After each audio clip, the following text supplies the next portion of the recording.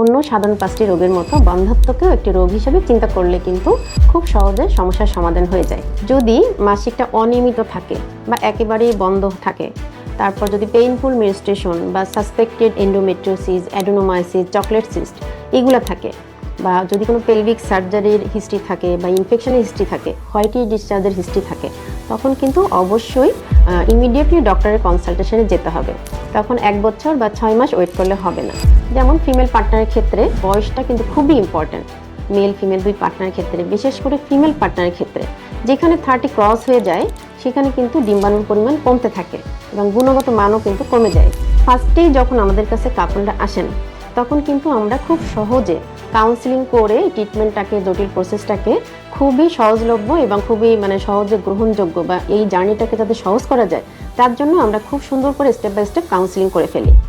নমস্কার, আসসালামু আলাইকুম। আমি ডাক্তার অনুকা রায়, চিফ কনসালটেন্ট ডিম ফার্টিলিটি কেয়ার। আমি আজকে যে বিষয়ে কথা বলবো সেটা খুবই ইম্পর্টেন্ট একটা ব্যাপার, কিন্তু খুব সহজ একটা ব্যাপার। সেটা হচ্ছে বন্ধ্যাত্ব কেন হয় এবং আমাদের কখন ডক্টরের কাছে যাওয়া উচিত। প্রথমেই আমি আসি যে বন্ধ্যাত্ব কিন্তু আমাদের একটা সামাজিক ব্যাধি হয়ে দাঁড়িয়েছে। বন্ধ্যাত্ব কোনো সমস্যা নয়, এটা একটা জটিল ব্যাপার হলেও এটা কিন্তু একটা মানবিক দিক আছে। এটা কিন্তু শুধু শারীরিক প্রবলেম না, এটার সাথে জড়িয়ে আছে আমাদের সমাজ, আমাদের পরিবার এবং একটা মানসিক চাপও। সুতরাং আমরা যদি বন্ধ্যাত্বকে সুন্দর করে বুঝিয়ে বলতে পারি কখন ডক্টরের কাছে যাওয়া উচিত, কি কারণে এটা হচ্ছে, ভালো করে যদি আইডেন্টিফাই করতে পারি এবং সঠিকভাবে, এটা কিন্তু চিকিৎসাযোগ্য একটা রোগ। অন্য সাধারণ 5টি রোগের মতো বন্ধ্যাত্বকেও একটি রোগ হিসেবে চিন্তা করলে কিন্তু খুব সহজে সমস্যার সমাধান হয়ে যায়। এখন আমি আসি এই বন্ধ্যাত্ব জিনিসটা কি। বন্ধ্যাত্ব আমরা তখনই বলবো যদি বয়সটা 35 বছরের নিচে হয় কোনো কাপলের। তখন যদি নিয়মিত অনিরাপদ মেলামেশা করার পরেও 1 বছর পরেও যদি বাচ্চা না হয় তখন সেটাকে আমরা বন্ধ্যাত্ব বলবো। এই বয়সটা যদি 35-এর উপরে হয় তখন কিন্তু ডিমের আমাদের যে ওভারিতে ডিম্বাণু থাকে এটার গুণগত মান এবং সংখ্যা কমে যায়। তখন এই সময়সীমাটাকে আমরা বলবো 6 মাস। আবার একটা ইম্পর্টেন্ট জিনিস আমরা কিন্তু অনেকেই জানি না, সেটা হচ্ছে অনেকের কিন্তু দেখা যায় যে অনেক প্রবলেম থাকে মেল ফিমেল দুই পার্টনারের ক্ষেত্রে। তখন কিন্তু 6 মাস বা 1 বছর ওয়েট করলে হবে না, ইমিডিয়েটলি তখন ডক্টরের কনসালটেশনে যেতে হবে। আমি ফার্স্টেই আসি ফিমেল পার্টনারের ক্ষেত্রে। যদি মাসিকটা অনিয়মিত থাকে বা একেবারেই বন্ধ থাকে, তারপর যদি পেইনফুল মেনস্ট্রুয়েশন বা সাসপেক্টেড এন্ডোমেট্রিওসিস, অ্যাডেনোমাইসিস, চকলেট সিস্ট এগুলো থাকে, বা যদি কোনো পেলভিক সার্জারির হিস্ট্রি থাকে বা ইনফেকশনের হিস্ট্রি থাকে, হোয়াইটি ডিসচার্জের হিস্ট্রি থাকে, তখন কিন্তু অবশ্যই ইমিডিয়েটলি ডক্টরের কনসালটেশনে যেতে হবে। তখন 1 বছর বা 6 মাস ওয়েট করলে হবে না। আমি আরেকটা জিনিস বলবো যে কারো যদি মেডিকেল ট্রিটমেন্ট বা ফার্টিলিটি ট্রিটমেন্ট ফেইল্ড থাকে, আইইউআই ফেইল্ড থাকে বা অনেকদিন ধরে ওভুলেশন ইন্ডাকশন নিচ্ছেন বাট হচ্ছে না, তাদের ক্ষেত্রেও কিন্তু ইমিডিয়েটলি ডক্টরের কনসালটেশনে আসতে হবে। ফিমেল পার্টনারের পাশাপাশি মেল পার্টনারের ক্ষেত্রেও কিন্তু কিছু প্রবলেম থাকে যে কারণে ডক্টরের কনসালটেশনে যেতে হবে ইমিডিয়েটলি।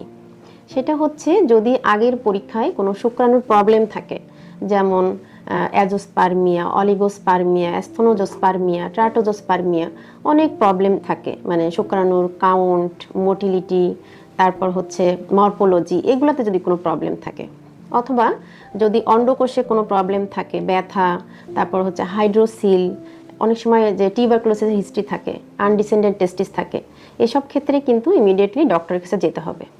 এখন আমি আসি, কোনো কাপল যদি আমাদের কাছে আসে তখন ফার্স্টে আমাদের উচিত বা আমরা যেটা করে থাকি আমাদের সেন্টারে, সেটা হচ্ছে ডিটেলস আমরা হিস্ট্রি নেই, যে কতদিন ধরে ট্রাই করছেন, তারপর হচ্ছে মাসিকটা নিয়মিত কিনা, এবং কোনো আলট্রাসোনোগ্রাফি বা টিবিএস অথবা স্যালাইন ইনফিউশন সোনোগ্রাফির কোনো রিপোর্ট আছে কিনা, বা স্পার্ম অ্যানালাইসিসের বা সিমেন অ্যানালাইসিসের কোনো রিপোর্ট আগে থেকে আছে কিনা, এগুলো আমরা দেখি।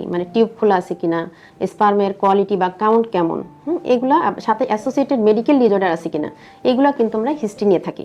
তারপরে আমি আসি যে হিস্ট্রি নেওয়ার পর মেল ফিমেল দুই পার্টনারকে কিন্তু আমরা বেজলাইন কিছু টেস্ট করি। যেমন ফিমেল পার্টনারের ক্ষেত্রে আমরা কিন্তু বয়সটা কিন্তু খুবই ইম্পর্ট্যান্ট। মেল ফিমেল দুই পার্টনারের ক্ষেত্রে, বিশেষ করে ফিমেল পার্টনারের ক্ষেত্রে যেখানে 30 ক্রস হয়ে যায় সেখানে কিন্তু ডিম্বাণুর পরিমাণ কমতে থাকে এবং গুণগত মানও কিন্তু কমে যায়। সেক্ষেত্রে আমাদের কিন্তু কিছু হরমোন টেস্ট করতে হয়, যেমন এএমএইচ। ইমেজটা দিয়ে আমরা বুঝি যে ওভারিতে কেমন মানে কি পরিমাণ ডিম আছে। তারপর হচ্ছে এলএইচ, এফএসএইচ এগুলো দেখেও কিন্তু আমরা বুঝি যে কোয়ালিটি কেমন বা কাউন্ট কেমন এগুলো বুঝতে পারি।